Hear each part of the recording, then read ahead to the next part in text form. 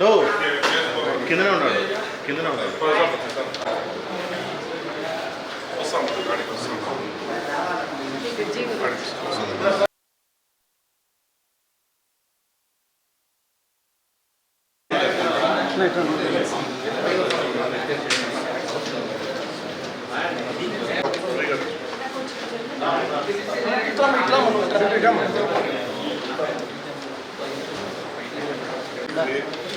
Complete అయిపోయి 2 months అయిపోయింది ద్వారా శాంక్షన్ చేసినాడు తర్వాత మేము తీర్మానం చేశాం కానీ ఇంతవరకు ఎటువంటి పనులు మొదలు కాగా ప్రజల నుంచి తీవ్ర ఒత్తిడి ఉంది.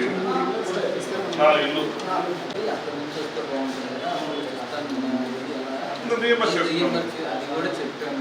మేమేమైనా కలుసమంటామండి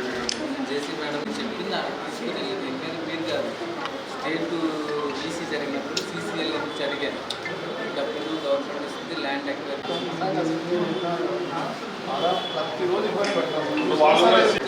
కూడా జనరల్ ఫండ్స్ కాకుండా గవర్నమెంట్ ఇస్తానన్నారు కదా ఆ డబ్బులతో మీరు అడిగేది సమస్య తీరిపోతుంది తగ్గిపోతుంది. పబ్లిక్ అట్లా అనుకోవడం లేదు సార్, మీరు మేము కలిసి చేయలేకపోతున్నాం భావిస్తా ఉన్నారు.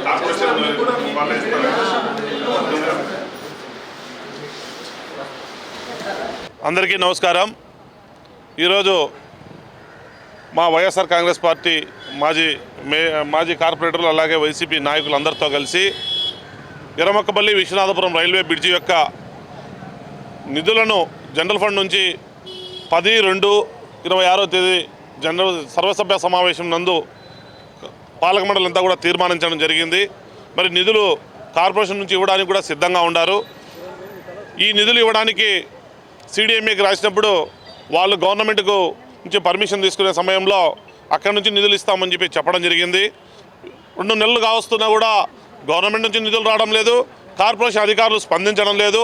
మేము ఈరోజు గౌరవ కమిషనర్ గారిని కలిసినప్పుడు నేను ఇవ్వడానికి సిద్ధంగా ఉన్నాను, మీ యొక్క సమస్య నాకు బాగా తెలుసు, అక్కడ ఎంత ఇబ్బంది పడుతున్నారు, ఎందుకంటే ప్రతిరోజు ఏ అవసరం వచ్చినా కూడా 5-6 కిలోమీటర్ల చుట్టూ తిరుక్కొని రావాల్సి వస్తుంది. దాదాపు 30,000 మంది జనాభా ఇబ్బంది పడుతూ ఉన్నారు.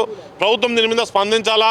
అలాగే అతను కూడా మన జాయింట్ కలెక్టర్ గారితో మాట్లాడినప్పుడు కొంత పాక్షిక అమౌంట్ 1 కోటి రూపాయలు ఇచ్చి ఒక 4 బిల్డింగ్స్కు తొలగించి పనులు ప్రారంభించాలని చెప్పి కమిషనర్ గారిని కోరాము.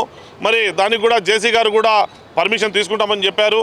ఏది ఏమైనా కూడా తక్షణమే మరి కార్పొరేషన్ చేస్తుందా లేకపోతే గవర్నమెంట్ చేస్తుందా, ఈ సమస్య అయితే చాలా సంక్లిష్టమైనటువంటి సమస్య కాబట్టి ప్రజల పక్షాన మేము ఈరోజు డిమాండ్ చేస్తూ ఉన్నాం.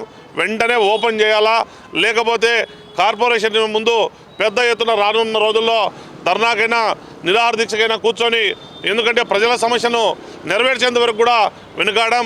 అయితే ఏది ఏమైనా కూడా కమిషనర్ గారు కూడా మళ్ళీ పర్సనల్గా కలెక్టర్ గారిని కలుస్తా అని చెప్పాడు.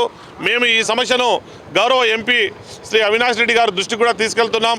మరి అవినాష్ రెడ్డి గారికి కూడా లెటరు డైరెక్ట్గా కలెక్టర్ గారికి పెట్టి ఈ సమస్యను వెంటనే పూర్తి చేయాలని చెప్పి, ఈ బ్రిడ్జి యొక్క పనులు పూర్తి చేయాలని చెప్పి ఎంపీ గారితో కూడా ఆయన కూడా కలెక్టర్ గారిని కలిసి ఈ సమస్యను పరిష్కరించేదానికి కృషి చేస్తాం. కాబట్టి ఏది ఏమైనా కూడా అధికారులు స్పందించాలా, లేని పక్షంలో రానున్న రోజుల్లో పెద్ద ఎత్తున ధర్నా చేస్తామని చెప్పి తెలియజేస్తూ ఉన్నాం. అందరికీ నమస్కారం. ఈరోజు కమిషనర్ గారిని కలిసి 16, 17, 18 దాదాపు 45వ డివిజన్లోని 3/4 ప్రజలు అంటే 20,000 మంది ప్రజలు 2 సంవత్సరాల నుంచి ప్రతిరోజు దాదాపు 7-8 కిలోమీటర్ల చుట్టూ తిరుక్కొని వస్తున్నారు. చాలా తీవ్ర ఇబ్బందులు ఎదుర్కొంటున్నారు. ఈ సమస్య పైన అప్పటి మా పాలకవర్గం ఫిబ్రవరి 10వ తేదీ జరిగిన సర్వసభ్య సమావేశంలో 3,58,00,000 జనరల్ బాడీ నిధుల నుంచి ఇవ్వాలని చెప్పి మేమందరం ఏకగ్రీవంగా తీర్మానం చేయడం జరిగింది. అప్పటి మా కార్పొరేటర్లందరికీ కూడా మేము సన్మానించడం జరిగింది.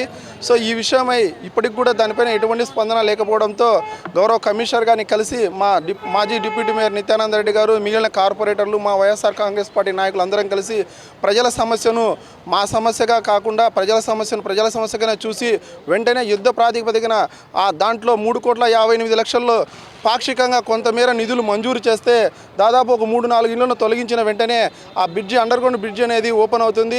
తద్వారా ఎవరికి ఇబ్బందులు లేకుండా రాకపోకలు జరుగుతాయి. ప్రజలందరికీ మంచి చేసిన వాళ్ళం అవుతాము.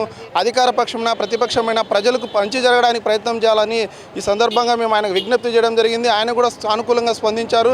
ఈ విషయమై మీడియా మిత్రులు కూడా మా అధికారుల దృష్టికి మీరు కూడా వారిపైన ఒత్తిడి తెచ్చేందుకు మీరు కూడా కృషి చేయాలని ఈ సందర్భంగా తెలియజేస్తూ నాకు ఈ అవకాశం ఇచ్చిన మీ అందరికీ ధన్యవాదాలు తెలియజేస్తున్నాను.